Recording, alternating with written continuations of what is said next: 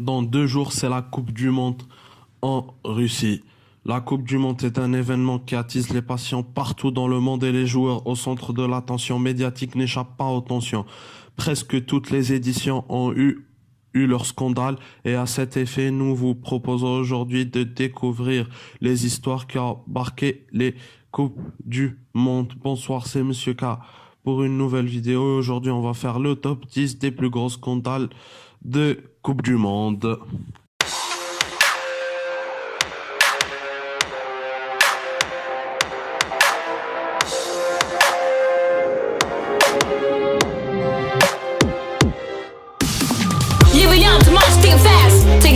Numéro 10, un mythe s'effondre 1994.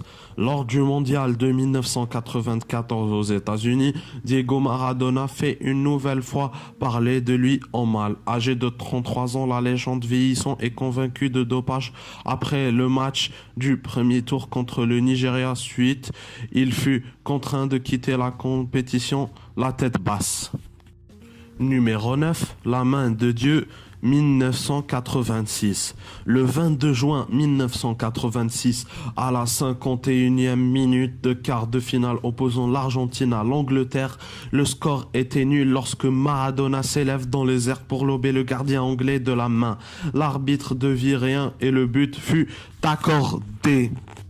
Numéro 8, Sheikh Tout-Puissant 1982. Lors de son deuxième match de poule du mondial 1982, la France domine facilement le Koweït. À la 78e minute, un joueur français inscrit un but pour porter le score à 4-1 en faveur des Bleus.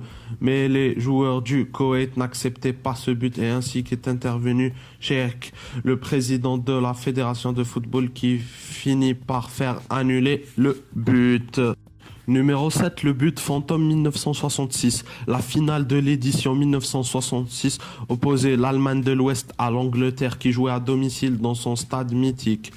À l'issue du temps réglementaire, les deux équipes n'ont pas réussi à se départager et s'engagent dans des prolongations. C'est alors qu'intervient l'un des buts les plus controversés de l'histoire de la Coupe du Monde. À la 101e minute, un joueur anglais expédie un missile sur la barre transversale et le ballon s'est écrasé sur la ligne de but allemande avant de ressortir de la cage et d'être expédié en corner par un défenseur allemand. L'arbitre central demanda l'avis de son assistant qui estima que le but devait être accordé. La bataille de Santiago 1962. Surnommée la bataille de Santiago, la rencontre du premier tour du mondial de 1962 opposant le Chili et l'Italie fait office de la rencontre la plus brutale de l'histoire de la compétition. L'ambiance qui régnait dans ce match avait pour point de départ les propos tenus par deux journalistes italiens. Le premier journaliste, appelé Antonio, a cru bon de plaisanter sur l'allure et les moueurs des femmes de Santiago alors que son frère s'est d'une tirade assassine. Le Chili est un pays corrompu, affligé de tous les maux comme la malnutrition, la prostitution ouverte, etc. Ces propos déformés par la suite ont créé un climat plus tendu avant la rencontre. Devant 66 000 spectateurs, le match s'emballe dès la deuxième seconde et un premier tacle brutal. Numéro 5, Argentine-France 1930. Conseil à tous les arbitres.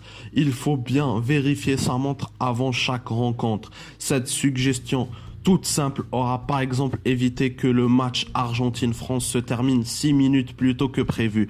Se rendant compte de son erreur, l'arbitre fait revenir les joueurs sur le terrain, créant ainsi une situation inédite, d'autant que certains d'entre eux se changeaient déjà devant les vestiaires. Numéro 4, Brésil-Croatie 2014. La 20e édition s'est ouverte le 13 juin 2014 sur une décision largement contestée. Lors du match d'ouverture, l'arbitre japonais accorde un penalty pour une prétendue faute sur un attaquant brésilien. Penalty que Neymar ne loupa pas, ce qui déclencha l'agacement de l'entraîneur croate qui déclara en conférence de presse: Si quelqu'un a vu un penalty, qu'il lève la main. Je n'ai pas vu de penalty. Si on continue comme ça, il y aura 100 penalty dans cette Coupe du Monde. Pire, la Croatie se voit refuser un but pour une faute peu évidente. Beaucoup ont vu dans cette décision le choix de favoriser délibérément le Brésil, pays du foot et pays organisateur qui ne pouvait pas perdre son premier match à domicile. Numéro 3, le match de la honte 1982. Lors de la première Coupe du Monde en 1982 en Espagne, les Algériens réalisent un parcours exceptionnel. Après avoir battu l'Allemagne de l'Ouest 2-1, perdu contre l'Autriche 2-0 et triomphé du Chili 3-2, les Algériens sont en phase de se qualifier pour la suite de la compétition. Ils devaient attendre le résultat de la rencontre entre l'Allemagne de l'Ouest et l'Autriche pour connaître leur destin. L'Allemagne, pour se qualifier, devait absolument gagner et l'Autriche pouvait se permettre de perdre par 1 ou 2 buts d'écart. Après l'ouverture du score des Allemands, les deux adversaires ont conclu un pacte de non-agression pour préserver ce score qui les arrangeait tous les deux. Les Algériens ont dû dire au revoir au huitième de finale. Cette rencontre est depuis surnommée le match de la honte. À ajouter que, à ce jour, tous les matchs de la dernière journée de la Coupe du Monde se joueront à la même heure pour éviter ce genre de tricherie. Numéro 2, la triche des Coréens en 2002. Lors du mondial de 2002 organisé conjointement par le Japon et la Corée du Sud, l'équipe coréenne se hisse en demi-finale à la surprise générale en éliminant au passage l'Italie et l'Espagne. Deux matchs dans lesquels les faits de jeu et d'arbitrage avaient été largement en faveur du pays co-organisateur.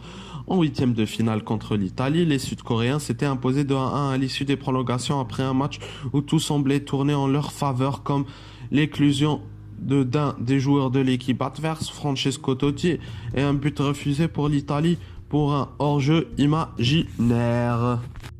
Numéro 1, le salut fasciste de 1938. En 1938, la Coupe du Monde se déroule en France, à la veille de la Deuxième Guerre mondiale, et les quarts de finale entre la France et l'Italie se jouent dans une ambiance électrique. Avant de dérouler la partie, les joueurs italiens ont fait un salut fasciste. Mais merci à vous d'avoir visionné cette vidéo. J'espère que ça vous a plu. Et s'il y a des scandales que j'ai oubliés, mettez-les-moi en commentaire. Et pour la peine, lâchez un like, partagez la vidéo. Ça m'aiderait beaucoup si on soit de plus en plus. Et moi, je vous dis à bientôt. Et ciao. Et bonne Coupe du Monde à tous ceux qui la regardent.